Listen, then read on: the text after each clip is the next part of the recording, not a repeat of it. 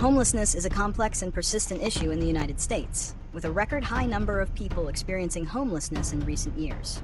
In 2023, for example, a record high 653,104 people were homeless on a single night, representing a 12% increase from the previous year.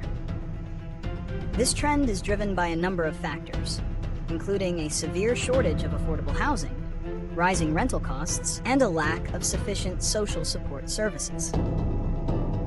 In places like Washington, D.C., the problem is particularly acute, with the District of Columbia having one of the highest per capita rates of homelessness in the nation. While there are a variety of contributing factors, including mental illness, substance abuse, and domestic violence, experts often point to the high cost of housing as the root cause. The debate over how to address homelessness often centers on two differing approaches: those who advocate for immediate removal and cleanup, versus those who favor a more compassionate, long-term strategy focused on housing, healthcare, and social services. The issue of homelessness is multifaceted, stemming from a combination of systemic and individual factors. The primary driver is a severe shortage of affordable housing, especially in cities where rental costs have far outpaced wages. This economic disparity means that many low-income individuals and families are just one job loss or unexpected medical bill away from losing their home. In addition to economic pressures, individual circumstances play a significant role. Mental illness and substance abuse are often cited as contributing factors, though they are frequently a result of homelessness as much as a cause. Other reasons include domestic violence, which forces many women and children to flee their homes, and inadequate support systems for people leaving foster care, the criminal justice system, or military service.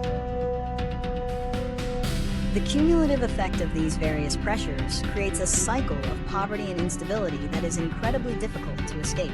Attempting to solve homelessness by simply removing people from the streets has several negative consequences. For the individuals themselves, it can lead to displacement, forcing them into new, unfamiliar areas without a support network. This often exacerbates existing problems, such as mental health issues and substance abuse, as they lose access to crucial services and a stable community. The experience of being pushed out can also be deeply traumatic and dehumanizing, further harming their sense of dignity and well-being.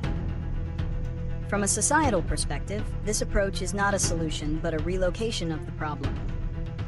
It can lead to an increase in public health risks as people are moved to more isolated and unsanitary conditions.